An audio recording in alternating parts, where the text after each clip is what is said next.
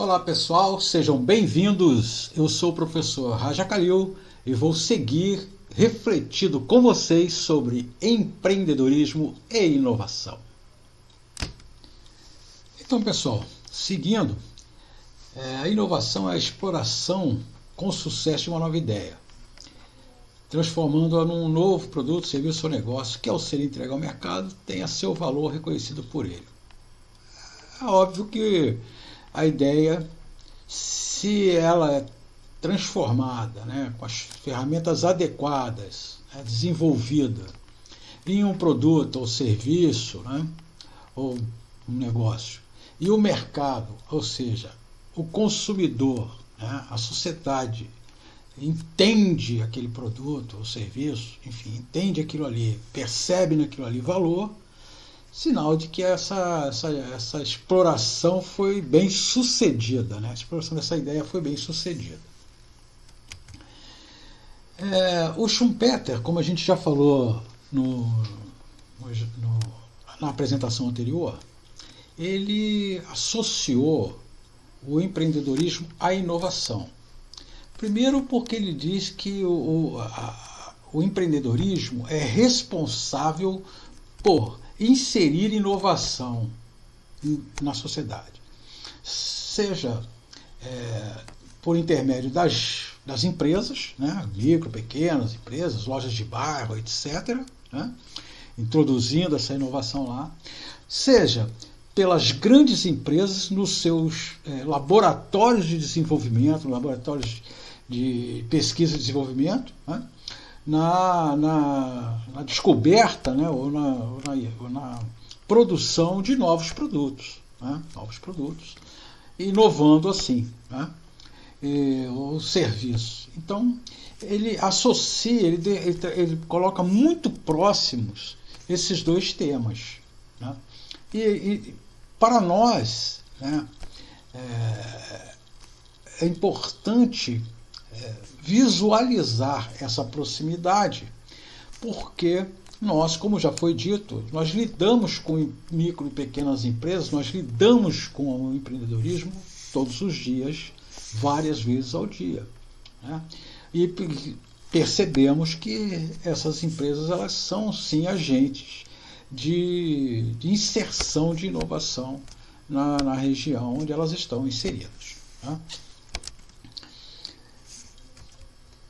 O que é inovação? A OCDE, lá, o Manual de Oslo, diz que é a viabilização de um produto ou processo novo ou melhorado, ou ainda novas formas de organização de negócio. Cara, uma ideia, ela pode se tornar uma invenção e pode vir a ser uma inovação. Quando a invenção vira inovação, é quando o mercado aceita, a sociedade aceita, olha para aquilo ali e fala assim, caramba, isso é legal, isso eu preciso, Isso realmente é um plus a mais naquele produto que eu já consumia, ou no serviço. Não é, por exemplo, uma melancia quadrada. Perfeito? A inovação, ela também ela demanda tempo, e demandou muito mais tempo em outras épocas. Nós temos os exemplos da lâmpada, por exemplo, o exemplo da televisão, o exemplo do automóvel, que demoraram muito tempo para chegarem a serem produzidos em massa e estarem ao alcance da sociedade de forma geral, estarem ao alcance para o consumo. E a sua época, nós tivemos, por exemplo, a TV lá na década de 50, final da década de 50, início da década de 60, um televisor preto e branco enorme, e que era a grande inovação daquele momento. E depois ela foi aprimorando, foi se desenvolvendo, a indústria foi desenvolvendo, a tecnologia foi desenvolvendo e foram embarcando inovação e tecnologia no produto. Ele foi ficando colorido e aí ele foi inovando até os equipamentos que temos hoje, assim os automóveis e assim as próprias lâmpadas. Mas eu vou dar aqui a seguir um exemplo de inovação, a época, né? Vamos lá.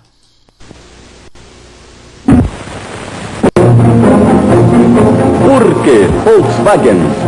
Radiopatrulhas precisam de veículos rápidos e ágeis.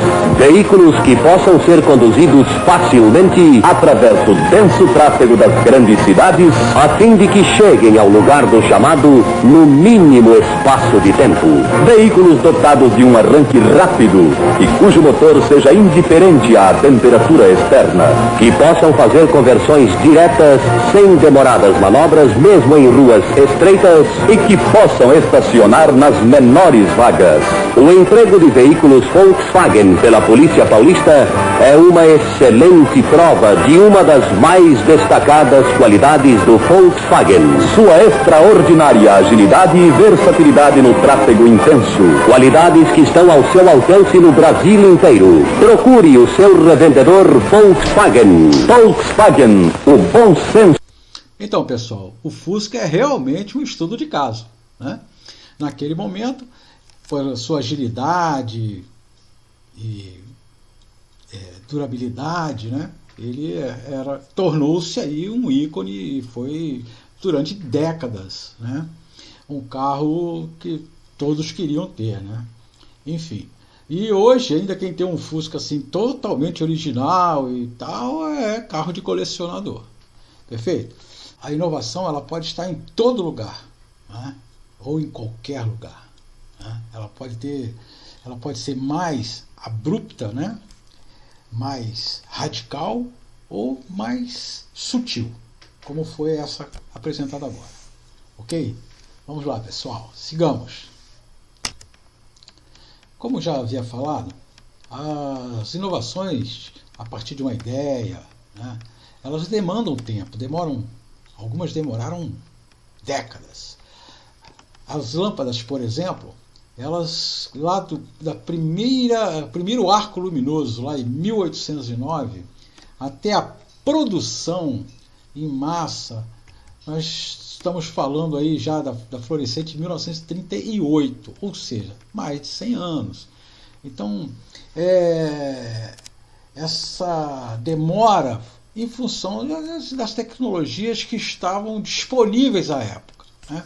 Quando você começa a ter um desenvolvimento tecnológico, quando você começa a ter as inovações acontecendo, fatalmente você reduz, né, o tempo da ideia para a produção de um produto.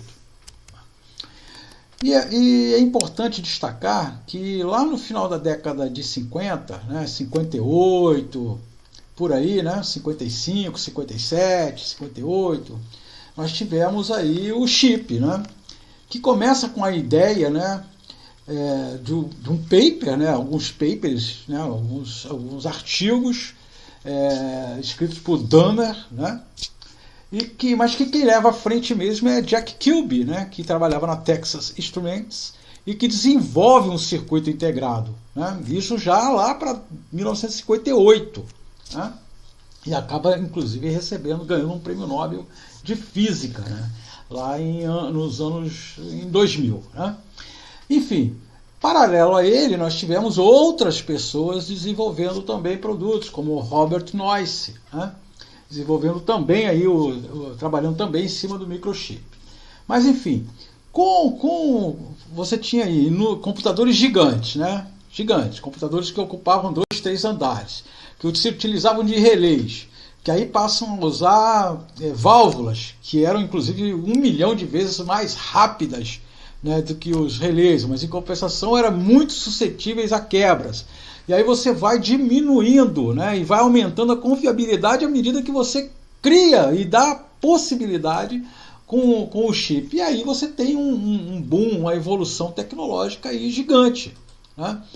Há de se considerar que o que o mundo inovou, né, apresentou de inovação tecnológica nos últimos 50, 60, 70 anos, ele não o fez em 2000 anos para trás.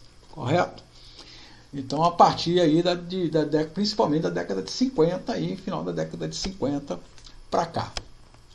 E a importância da inovação, nós tivemos alguns personagens muito importantes, como a IBM, né, com cirurgia ocular a laser, discos magnéticos, etc. O AT&T com transistor, laser, a Xerox com interface gráfica, né, a inovação em cima de produto, como tablet e plástico biodegradável, em cima de processo, como, por exemplo, aulas via satélite, né? Em cima de modelo de negócio, como por exemplo a App Store, né? E os sites de compras coletivas que fizeram um grande sucesso, né? Em relação a canal, por exemplo, quando você tem a Amazon, né, que institui um canal de vendas aí com o Kindle, né, e as compras pela internet. Em relação a mercado, quando você identifica assim, novos segmentos, né, de mercado, como por exemplo a Intel aí no mercado de celulares, né? A experiência do cliente, quando você muda a forma de interação com o cliente, como por exemplo o caso do drive-thru, né? E essa questão da experiência, então, é muito importante a gente ficar atento, porque já existe hoje o profissional de experiência, um coordenador de experiência, um diretor, né? um gerente de experiência, principalmente em alguns shoppings, né? que é responsável por transformar a ida deste cliente, a ida do consumidor no shopping, numa grande e prazerosa experiência. E modelo de receita, né, como por exemplo a recarga de celular no caixa, né, de supermercado, caixa de drogaria, etc. Então, assim, a inovação ela está em todos os lugares e você tem que fazer uma análise, né, do que você está atingindo, como você está atingindo, como você está chegando. A pergunta que se faz é: como eu posso contribuir com a sociedade? Qual o benefício que o meu produto vai levar para a sociedade? Né? Qual é o benefício? O que eu estou entregando para a sociedade? Perfeito, pessoal? Isso aí, pessoal. Vamos deixar agora para a parte 3, né? Nosso próximo encontro, digamos assim, para falar ou refletir sobre categorias de inovação, inovação incremental versus inovação radical, inovação nas empresas e estratégia de inovação. Beleza, pessoal? Então, para o nosso próximo encontro, né, a parte 3, nós vamos ficar com esses elementos aí para serem refletidos. Isso aí, pessoal. Muito obrigado e nos vemos em breve. Um abraço a todos.